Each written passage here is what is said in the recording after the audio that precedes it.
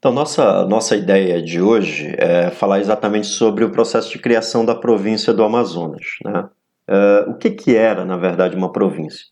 A província seria uma subdivisão, né, do Império Brasileiro.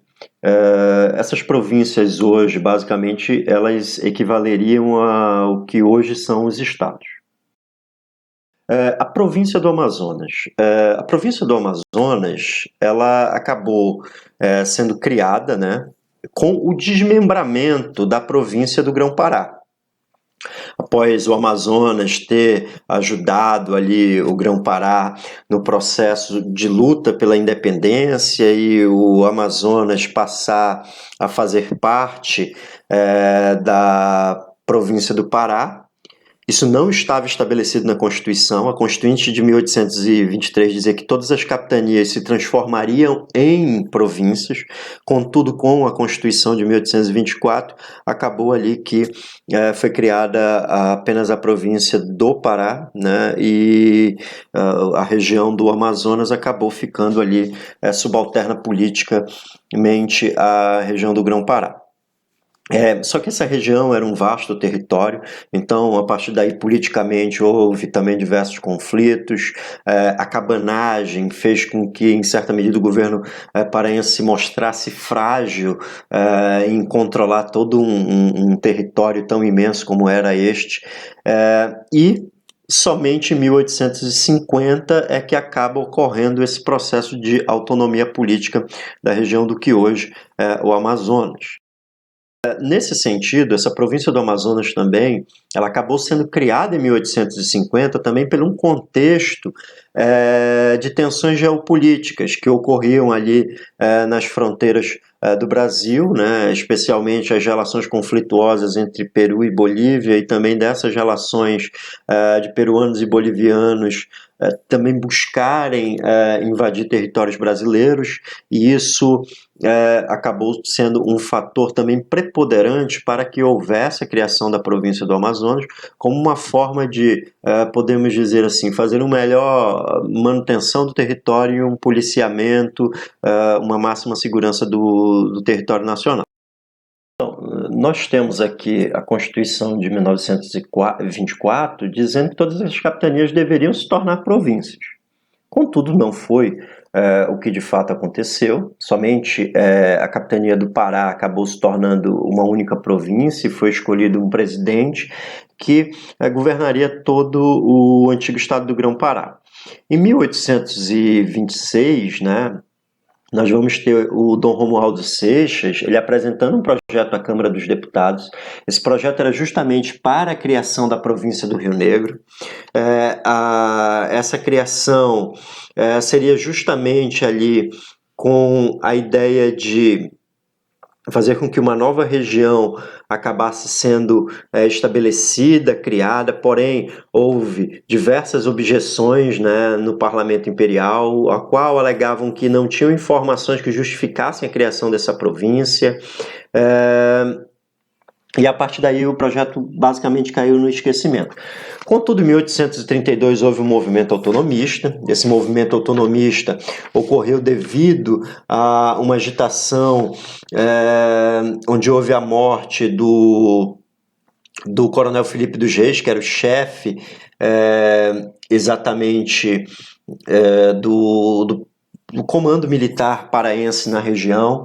Isso acabou fazendo com que os amazonenses eles se levantassem e a partir daí buscassem se separar do Pará, inclusive mandando o Frei José dos Inocentes até a região do Mato Grosso, e de lá ele levaria uma carta falando das pretensões dos amazonenses ao governo imperial. Acabou que houve a repressão do governo paraense.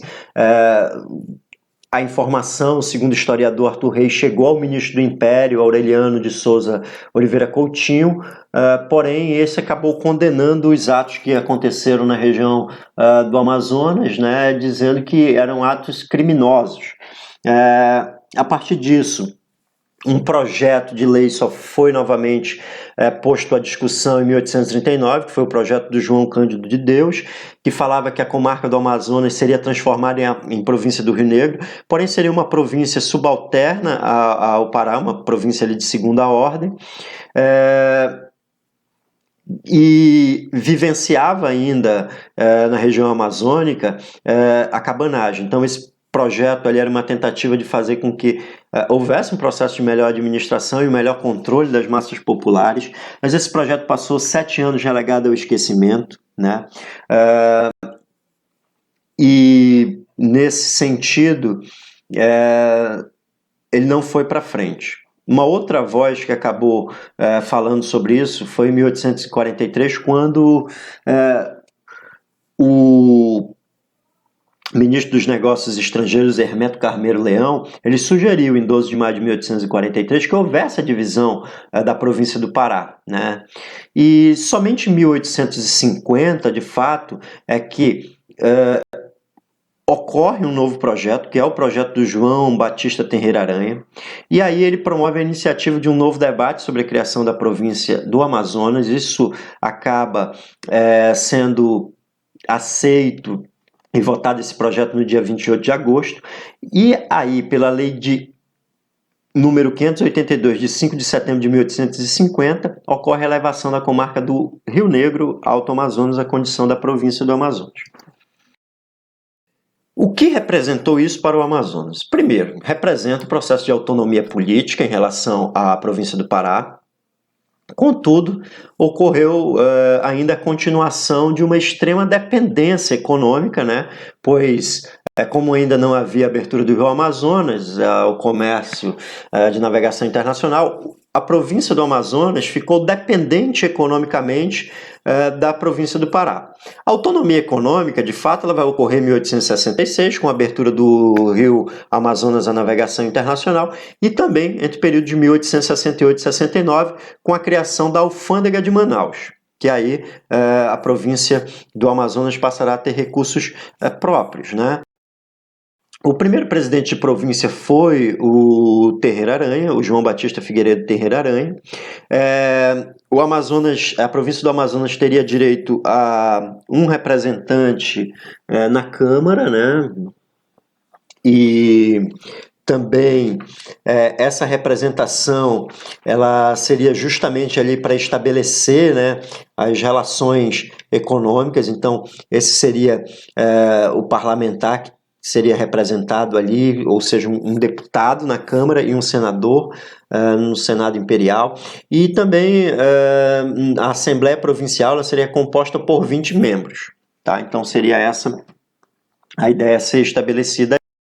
A economia dessa província era o extrativismo, né? Inicialmente o pirarucu era o principal produto de exportação. A partir da década de 1870 teremos a borracha como principal produto. Os índios foram escravizados e obrigados a trabalhar por muito tempo. Em seguida, principalmente a partir ali da década de 1870, com a extração do látex, vai vir uma grande massa de pessoas oriundas da região do Nordeste que trabalharão em condições análogas à escravidão. Também, dos pontos aqui de extrema relevância, a abertura do Rio Amazonas à navegação, né? E isso antecedeu ao ciclo da borracha, e acontece essa abertura justamente pelo crescente interesse dos países imperialistas, como Estados Unidos, Inglaterra, França, sobre a Amazônia, né? Isso o Brasil viu que poderia ameaçar a soberania brasileira, né? Então, a partir daí, o que acaba ocorrendo?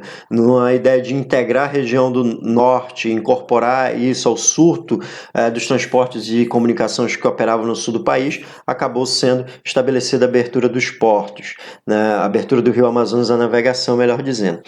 O navio a vapor foi introduzido na região a partir de 1853, né? O governo não dispunha ali de recursos suficientes, então ele concedeu o monopólio à iniciativa privada para explorar essa navegação do vapor na região do Amazonas.